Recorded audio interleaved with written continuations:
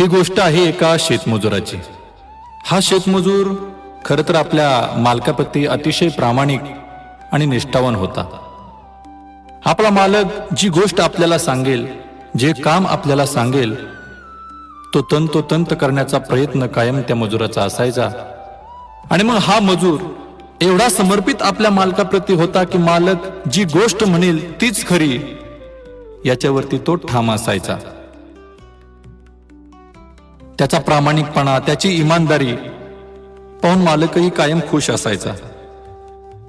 मग काय, एके दिवशी नेहमीप्रमाणे हा मजूर आपल्या मालकाकडे गेला आणि म्हणाला की शेठजी, आज काम काय करू? शेठजी हसले आणि त्यांनी सांगितलं की आज तो आपल्या शेतामधील 1 एकर ऊस भिजव।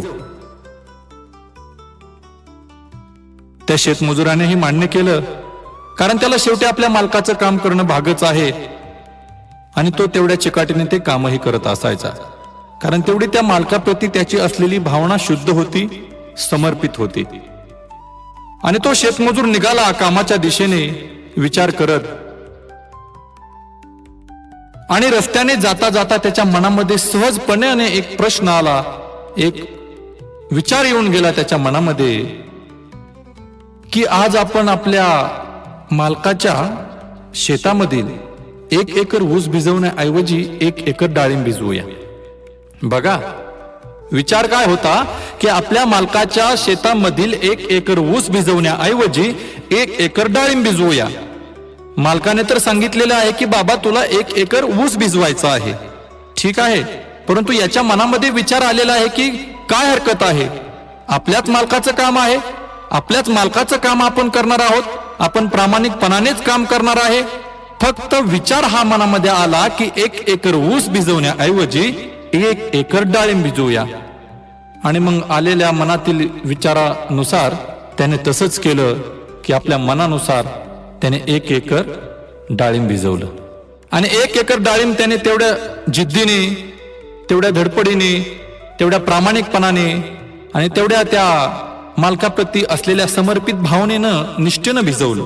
कारण त्याची भावना मालकाप्रती समर्पितच आहे ना, समर्पितच होती भावना। फक्त मनामध्ये विचार आला की 1 एकर ऊस भिजवण्याऐवजी आपल्याच मालकाचा 1 एकर डाळिंब भिजवूया, आणि त्याने डाळिंब भिजवलं। मला सांगा, असा कोणता मालक असेल हो की जो ऊस भिजवायला लावलेला आहे आणि आपला नोकर, आपला मजूर डाळिंब भिजवून आलेला आहे? कोणत्या मालकाला समाधान होईल का? कोणत्याही मालकाला सॅटिस्फॅक्शन त्या मजुराप्रती काही विशेषता वाटेल का? नाही वाटणार, कारण मालकानं सांगितलेलं असतं की ऊस भिजवायला, आणि हा त्याच्या मनाने विचार करून सांगितलेलं काम सोडून, भले मालकाचंच करू द्या हो, भले त्याने मालकाचंच काम केलं, परंतु सांगितलेलं सोडून दुसरं केलं, नाही पगार मिळू शकत, नाही त्या कामाचा मोबदला मिळू शकत। आणि मग त्या मजुराची भावना फक्त मनामध्ये भ्रमित झालेली आहे की आज मी माझ्या मालकाने सांगितलेलं काम केलेलं आहे, पण तो हे विसरून गेलाय की जे सांगितलंय ते मी केलेलं नाही। फक्त त्याच्या डोक्यात एकच गोष्ट आहे की मी माझ्या मालकाचं काम प्रामाणिकपणे केलेलं आहे। नाही देऊ शकत कोणताच मालक मोबदला, नाही देऊ शकत पगार, आणि मग पगार मिळाला नाही याचं दुःख मजुराला वाटतंय। ही भावना त्याला खाते यातून की माझ्या मालकाचं मी एवढ्या प्रामाणिकपणे काम करूनही, एवढ्या इमानदारीने, एवढ्या निष्ठेने, समर्पित भावनेनं काम करूनही मालक माझ्याकडे लक्ष देत नाही। असमाधानी झाला मजूर, मालकाचंच काम करूनही।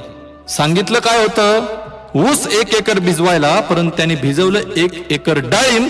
मालक एकच होता, कामही मालकाचंच केलं त्याने, परंतु मालकानं जे काम सांगितलं होतं जसंच्या तसं करायला तो त्याच्या मनमर्जीमुळे मागं पडला, आणि त्याच्या आयुष्यातला त्या कामाचा मिळणारा त्याला मोबदला मिळालेला नाही, आणि तो दुःखी झाला मालकावरती। बरं, गोष्ट आता इथं संपलेली आहे। या गोष्टीतून निघणारा सारांश काय आहे? आपण वळूया आपल्या आध्यात्मिक जीवनाकडे। हे आध्यात्मिक जीवन सद्गुरूनं तुमचं आमचं सुखकर केलेलं आहे। सद्गुरूनं हे दिव्य ब्रह्मज्ञान आम्हाला प्रदान केलेलं आहे, आणि या ब्रह्मज्ञानासोबत हे जीवन कसं जगावं, हे ब्रह्मज्ञान जीवनामध्ये कसे अंगीकारावं, याची एक दिशा अर्थातच सद्गुरूची शिकवण सद्गुरूने तुम्हाला दिलेली आहे. सद्गुरूने सांगितलेलं आहे की आपण कोणाशी कसं बोललं पाहिजे, कोणाशी कसं वागलं पाहिजे, एक भौतिक जीवन जगतानाही आमचं जीवन कसं असलं पाहिजे, आमची कर्म कशी असली पाहिजेत, आम्ही वागलं कसं पाहिजे. ह्या सगळ्या गोष्टी, ही सगळी सूत्र सद्गुरूनं तुम्हाला बहाल केलेली आहेत. अर्थात हे काम दिलेलं आहे. आम्ही आमच्या सद्गुरू प्रती अतिशय निष्ठावान असतो ना, निश्चितच आहे, निश्चितच असतो. आम्हालाही आमच्या सद्गुरू प्रती प्रामाणिकपणाने जीवन जगायचं आहे. आम्हालाही आमच्या सद्गुरू प्रती समर्पित भावनेनं जीवन जगायचं आहे. आमचंही कशी गफलत होते सांगू का? आम्हाला सद्गुरूने हे ब्रह्मज्ञान देऊन हे जीवन जगण्याची कला दिलेली आहे, शिकवलेली आहे, ही सूत्र दिलेली आहेत, हे काम दिलेलं आहे समजूया. आमचंही त्या शेतमजुरासारखं होतंय. सद्गुरूनं सांगितलं एक, आणि आमच्याकडून ज्या काही गोष्टी होत असतील हे आध्यात्मिक जीवन जगत असताना, त्या गोष्टी, ते जगणं, ते वागणं, हे माझं मन मला म्हणतंय की बाबा तू सद्गुरूचंच कार्य करतोय, सद्गुरूची शिकवणच जपतोय, परंतु सद्गुरूने सांगितलेली शिकवण आहे तशी जपायला आम्ही मागे पडत असतो. आणि म्हणून जीवनामध्ये समाधान येत नाही, स्थिरता येत नाही. का अस्थिर होतोय आम्ही? ब्रह्मज्ञान हे मानवी मनाला, मानवी जीवनाला स्थिर करतं. सद्गुरूची शिकवण जशीच्या तशी मांडली तरच हे जीवन स्थिर होऊ शकतं.